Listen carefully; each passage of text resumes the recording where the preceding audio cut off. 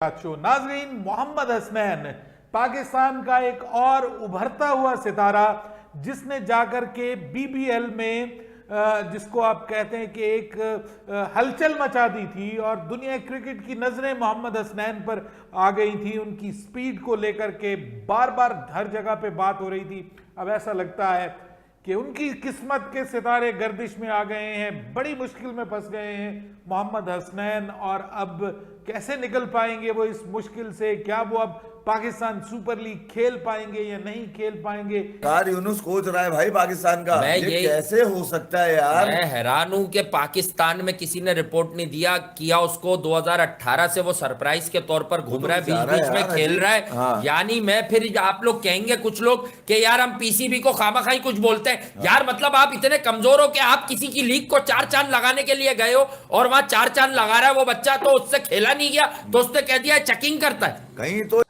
Pakistan cricket team के fast bowler Mohammad Hasnain को ऑस्ट्रेलवी big bash खेलना महंगा पड़ गया, जहां उनका कैरियर अब खतरे से दो चार दिखाई देता है।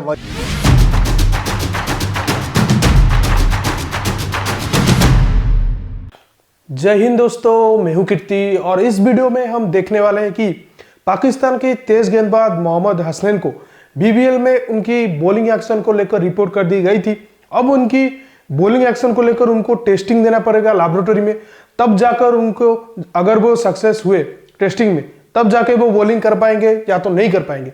तो इसको लेकर पाकिस्तानी मीडिया में चर्चा चल रही है और पाकिस्तानी मीडिया ये कह रहा है कि हमारे जो बॉलर है वो ऐसा नहीं है और ऑस्ट्रेलिया जानबूझकर उनको फंसा रही है। तो चलिए इस वीडियो में देखते हैं कि पाकिस्तान मीडिया में इसको लेकर क्या चर्चा चल रही है। अब मोहम्मद हसनैन का कैरियर एक खतरे से दो चार हो चुका है, क्योंकि उन पर ना सिर्फ हरीफ कप्तान ने एक मैच में चेकिंग का इल्ज़ाम लगाया था, बल्कि अब अंपायर्स ने ऑफिशियली तौर पर यह रिपोर्ट कर दिया है कि मोहम्मद हसनैन का जो बॉलिंग एक्शन है वो मशकूक है।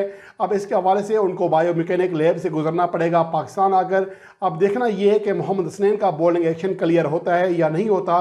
बहरहाल अब उनके कैरियर जो है एक खतरे से दो चार हो गया है, उन पर हमेशा एक तलवार लटकी रहेगी, जिस तरह सईद अजमल और मोहम्मद हफीज़ के हवाले से हुआ था कि बेशक मोहम्मद हफीज़ अब क्लियर है, लेकिन इसके बावजूद उनकी बॉलिंग में वो चीज़ नहीं रही थी। और सेम चीज़ जो है सईद अजमल के साथ भी रही थी, क्योंकि अगर आप जब क्लियर हो भी जाते हैं तब भी आप पर एक डर लगा रहता है। उसकी वजह से वो बॉलर जो है वैसी कारकर्दगी नहीं दिखा सकता, उतना खुलकर बॉलिंग नहीं करा सकता जैसा कि आम हालात में होता है। इसलिए मोहम्मद हसनैन, जिसकी कारकर्दगी पाकिस्तान टीम के लिए खेलते हुए पहले ही अदम तसलसल का शिकार थी, अब उनका जो है कारकर्दगी का जो मज़ीद ख़राब होने का ख़तरा है। अब देखना ये है कि मोहम्मद हसनैन इस सूरत हाल से कैसे निकलते हैं। झटका मोहम्मद हसनैन के लिए। मोहम्मद हसनैन बड़ी मुश्किल में फंस गए हैं, क्योंकि बीबीएल में जो उनके एक्शन को लेकर के बात हो रही थी और उनके ऊपर धोखाधड़ी का इल्ज़ाम लगाया जा रहा था, वो जो उनकी स्पीड वाली बॉलिंग और उनकी विकेटें और अपनी टीम को जीत दिलवाने वाला सारे का सारा मामला जो है वो लगता है कि बर्दाश्त नहीं हुआ कुछ लोगों से। और अब बीबीएल में ऑफिशियली मोहम्मद हसनैन का बॉलिंग एक्शन जो है उसको रिपोर्ट कर दिया गया है और मोहम्मद हसनैन को अब फौरी तौर पर टेस्ट देना पड़ेगा। पीसीबी की तरफ से कोई किसी भी तरह की शटअप कॉल नहीं बीबीएल के ओनर्स के। अब हम मना कर देना अपने प्लेयर्स को कि वहां जाके नहीं खेलेंगे। यार ये कौन सा तरीका है कि वो बायोमैकेनिक्स में यहाँ पे टेस्ट कराएगा, उसकी रिपोर्ट का इंतजार है, पूरा मीडिया इधर लगा है, कहीं इस पे बैन ना लग जाए भाई। सही बात है, बिल्कुल ठीक कह रहे हैं आप। और ये बड़ी ज्यादती का मामला है, ज्यादती इन अ सेंस के यार अगर आप लीग खेलने के लिए बाहर निकल गए, अब ऑस्ट्रेलिया यहाँ पाकिस्तान आ रही है तो ये अपनी मनमानी करेगी कि हसनैन को बैन करवा दें। कल को कहेंगे हारिस रऊफ भी बट्टा मार रहा है, फिर क्या कर लोगे यार तुम लोग? मतलब आप लोगों को थोड़ा सा यार देखना चाहिए कब तक पाकिस्तान क्रिकेट बोर्ड जो है वो डर कर जो है ये इस तरह की जिंदगी जीता रहेगा। गीदड़ की जिंदगी ना जियो भाई, शेर की एक दिन की जिंदगी जी लो। वहां पर अब उन्हें बॉलिंग एक्शन का टेस्ट देना पड़ेगा।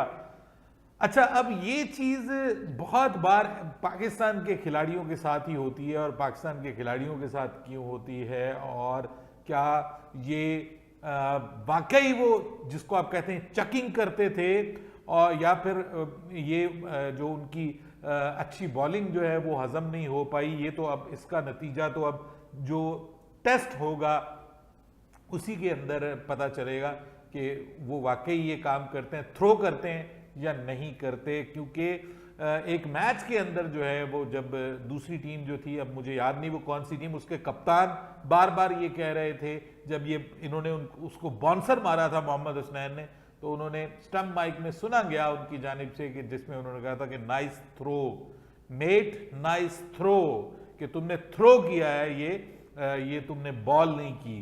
तो वहां पर भी बात हो रही थी कि उनके एक्शन को लेकर के ये उनके लिए मुश्किलात बन सकती हैं, और अब ऑफिशियली ये उनके लिए मुश्किल बन गई। अब क्या है बीबीएल भाई, क्या आईपीएल थी वो कि वहां पे वो रिपोर्ट हो गया, 10 बंदों ने कह दिया अबे मोइसेस ऑनरिक्स को तो ये भी नहीं पता बॉल छूटती किस हाथ से।